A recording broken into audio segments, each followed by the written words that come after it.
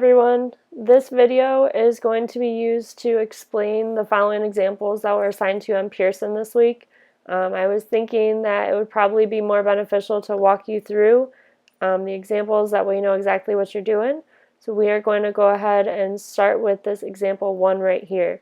I am going to transfer the following segment to my document camera. I just want to show you which example I was referring to on Pearson. So let's go ahead and get started. Here we have the document camera, and we are going to go through 10.1 example 1, relating central angles and arc measures, and try it. So this is going to be part A right here. So for part A, it asks, what is the measure of arc XZ? Now you'll notice that XZ only has 2 letters in it, which means that we are trying to find the measure of the minor arc. If you look back at the parts of a circle dictionary assignment that you were asked to complete, the minor arc, this measure is going to have the same measure as the angle inside of it, which means that the measure of arc XZ is equal to 115 degrees. So this right here, this is going to be your answer for part A. Now to talk about part B. Part B wants to know what the measure of XYZ is. XYZ is going to be now the major arc because there are 3 letters inside of it.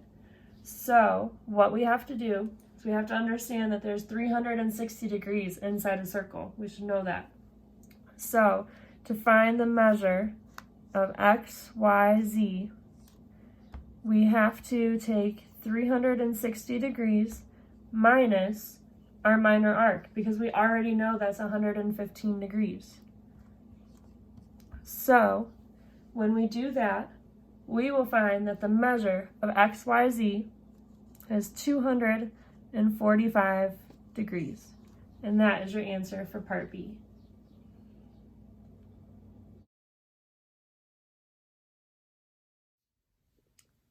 The next example I'm going to walk you through is 10.1 example 2, relating arc length to circumference, and try it.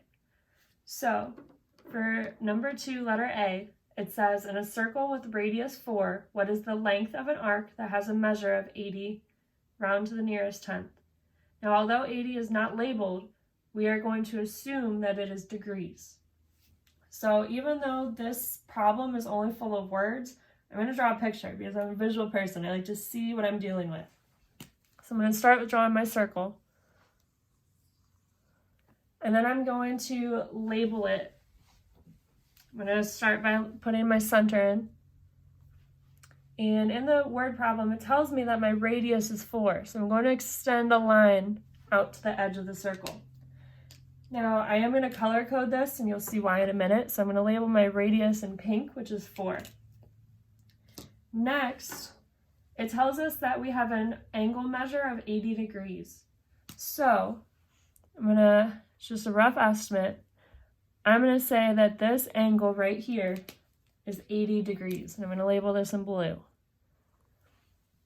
So now that I have a visual explanation, I'm going to refer back to the formula sheet from the parts of the circle dictionary assignment that you had. So if we look at this first row here, arc length, gives us 2 different formulas for finding arc length. One is if theta is measured in degrees. The other one is if theta is measured in radians. Now keep in mind, theta is just a Greek letter. It's just a placeholder. Theta stands for your angle measure. So in this case, my angle measure is 80 degrees. Since it's in degrees, I'm going to use this first formula here, which means that theta is 80. So I'm going to put 80 on top, divided by 360 times 2 pi r, and r is really 4. So I color coded it just that way you could see exactly where things are being plugged into. So at this point, since it tells us to round to the nearest tenth, we want to solve this problem. This is just basic algebra at this point. So I'm going to start by simplifying my right side. So I have 80 over 360 times 8 pi. I'm going to put 8 pi over 1 because now this just turns into multiplying fractions. So if I multiply straight across on the top, I'm going to get 640 pi. And then if I multiply straight across on the bottom, I'm going to get 360. At this point, all that you have to do is you are going to put that entire fraction into your calculator. So I'm going to type 640. To get the pi symbol, I'm going to hit second, and then I'm going to hit the little caret button right here, pi, divided by 360.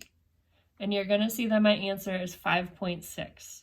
Now, if you, depending on the settings of your calculator, you might get more decimals than I did, but remember, we only want to round to the nearest tenth. So to do that, I'm going to hit mode, and I'm going to make sure that my float is only on the 1. I'm going to click enter on the 1, because that's saying that it's only rounding to 1 decimal place after the decimal. And that's going to be important. It's going to help you out, so that way you don't really have to worry about a rounding error. So my answer for number 2, part A, is 5.6. Let's move on to number 2, part B, where it says, in a circle with radius 6, what is the length of an arc that has a measure of pi radians, round to the nearest tenth? Now, I heard from our Zoom conference that we had the other evening, many of you have not heard of radians or you have not used radians. So let me take a minute to explain to you what radians are. Radians are basically another form of measurement for angles. We know that angles can be measured in degrees, but as you progress through your math classes, through high school and college, you're going to find that we can also measure angles using the measurement system of radians. So this is where you're going to be introduced to that. Similar to how we did part A, I'm going to start by drawing a picture because I like to visually see what I'm dealing with here. So I'm going to start by drawing my circle. I'm going to put my center of the circle, and it does say that we have a radius, so I'm going to extend a line out to this edge. In this case, it tells us that our radius is 6. So I'm going to write that in pink.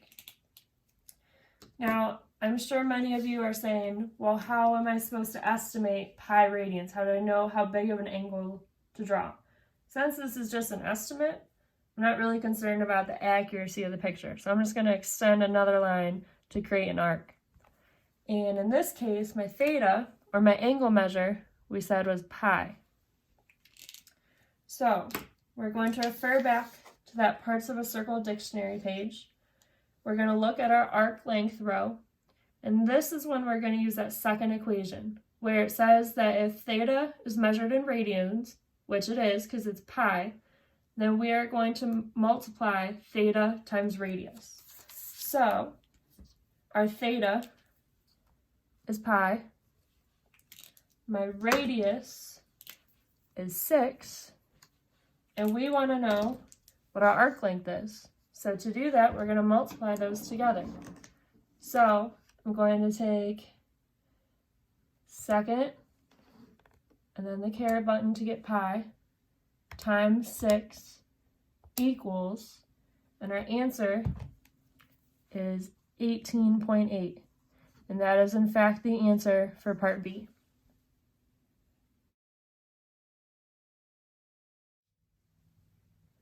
Here we are going to do 10.1, example 3, apply arc length, and try it. So number 3 says, use the center point Q, express answers in terms of pi. When it tells us to express answers in terms of pi, it means that we want to leave it as a fraction. We do not want to get any sort of a decimal at all. So part A asks, what is the length of arc JK? Well, in this case, our picture tells us that our arc measure, or the angle measure, I should say, is 3/4 pi radians. I'm going to write that down. 3/4, and I'm just going to put pi in the numerator. It doesn't really matter whether you put it in the numerator, denominator, or outside of the fraction, but for our purposes, I'm just going to keep it at the top just to make things easy. Now what I'm going to do is I'm going to multiply it by a radius, because we're using the same formula that we did before, where it says if theta is measured in radians to find arc length, then multiply theta by r. So this is my theta. My r is 5, but since we're multiplying fractions, I'm going to put it over 1.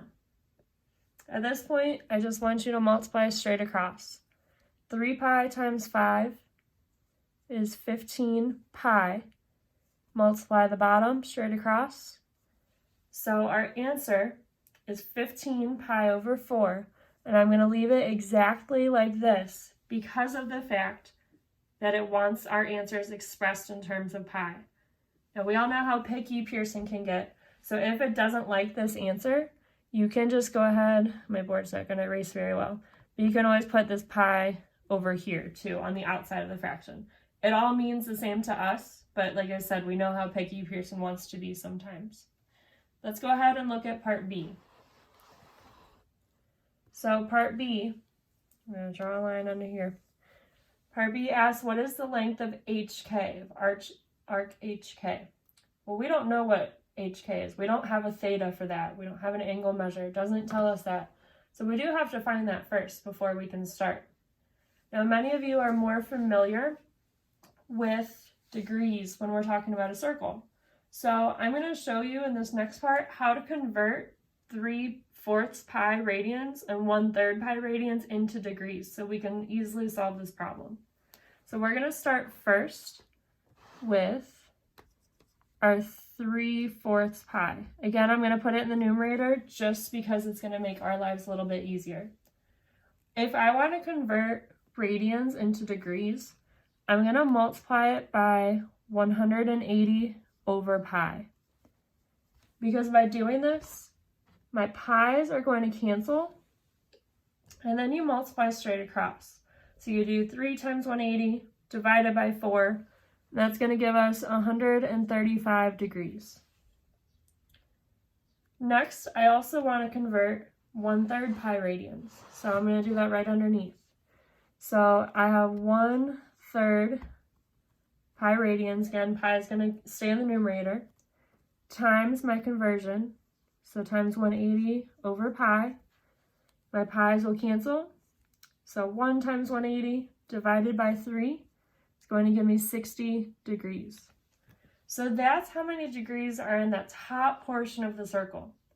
So we can use those degrees and the total degrees in a circle to find out how many degrees are in arc HK. So to do that, it's very similar to what we were doing before.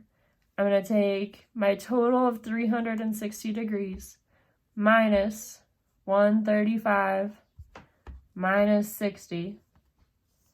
So my total for HK for that angle measure, keep in mind it's only angle measure, is 165 degrees. So now that we have an angle measure, I'm going to convert that back to radians.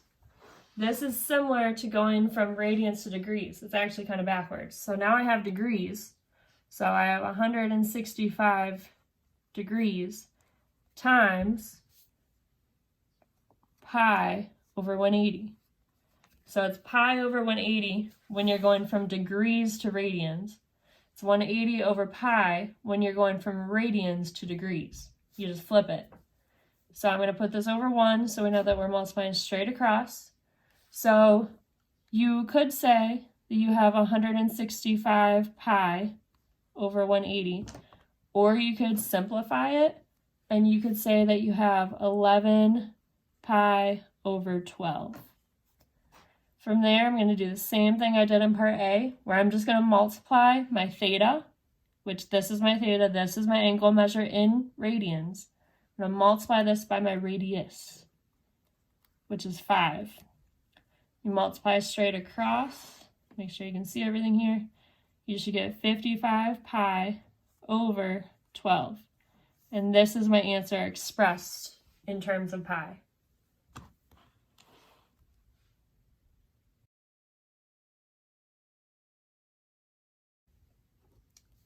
Here we're going to walk through 10.1 example 4, relating the area of a circle to the area of a sector. So this is number 4, letter A. What is the area of the sector? So now we're bringing sectors into this chapter in addition to the arcs that we talked about. So referring back to that Parts of a Circle dictionary, I'm going to look at my formula. So this is similar because we have two. The top one is if theta is measured in degrees. The bottom is if theta is measured in radians. So in this case, we're dealing with degrees. We have an angle measure of 165 degrees, and we have a radius of 3. So I'm going to write my generic equation so we don't lose sight of that. So I have theta divided by 360 times pi r squared. Now I'm going to plug in what I know. I know my angle measure, or theta, is 165 degrees divided by 360 times pi. My radius is 3, and we're eventually going to square it. Now I'm going to clean up my right-hand side. So I have 165 over 360 times 9 pi, because 3 squared is 9. And I'm going to continue what we've been doing and put this over 1, because I'm going to multiply straight across. Now it's important that even though it doesn't explicitly tell us what format our answer is in, we want to leave this in the format of pi. We want to express our answer in terms of pi, because it does not tell us to round to a specific digit. So to do this, I'm going to multiply the top. 165 times 9 pi is 1485 pi divided by 360. Now we could leave it like that. However, since we are 9th graders, we want to make sure that we reduce that fraction. I'm just going to kind of review how to do that in your calculator. So I'm going to type parentheses 1485 divided by 360, end parentheses, hit math, hit enter on fraction, and then hit enter again. So I know that I left pi off, and I did that intentionally because our fraction in my calculator is telling me 33 over 8, and I'm just going to include the pi on the end. You could put it back in the numerator, you can't, you don't have to. You can put it on the outside. It doesn't matter the location of it as long as it's attached to that fraction somewhere. But this is going to be my final answer. If I were to have included pi in my calculations in the calculator, it would have given me an answer of 13, which isn't really what I'm looking for. It would have went ahead and multiplied these two together and divided it by 360. But since we want pi in our answer, this is how we have to do it. So right now I'm going to pause the video. I want you to pause the video. I want you to try part B on your own and then go ahead and resume playing the video to see if you get the same answer that I do.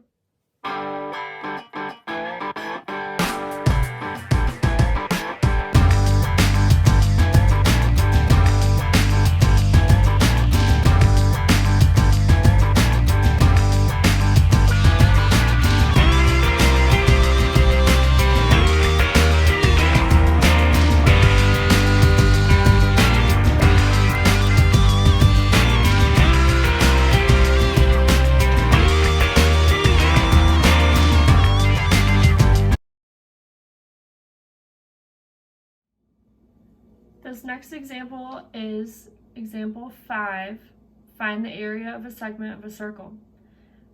Part A and part B of this example are definitely the most challenging in this unit, but I think once we break it down it'll make sense because it's basically just a review of concepts that we're kind of combining into one. So for part A, it says what is the area of the segment? So it has a circle, we know that the radius is 10. We also know that we have an angle measure of 90 degrees. Even though it doesn't tell us that, we know that's what that little box indicates. I am going to draw a right triangle. I realize it's not the same orientation or anything, but just a rough sketch that I have in front of me. So it's saying that this is 10, that the radius is 10. We can also assume that this side is 10, even though it's not given to us, because both of these points extend from the center of the circle, which is Q. But then both of these points over here intersect the edge of the circle. We always know, this isn't a very accurate picture of the way I drew it, but we always know that from the center of the circle to the edge of the circle, it's always the same distance. So we can assume that both of those sides are 10. So the first thing that we want to do to solve this problem is we want to find the area of a sector, the area of the sector first. So to do that, we're going to use that equation that we previously talked about, which is theta over 360 times pi r squared. And let's plug in what we know. So we know 90 divided by 360 times pi 10 squared. We can go ahead and clean it up, and I'm going to move to the right side for this.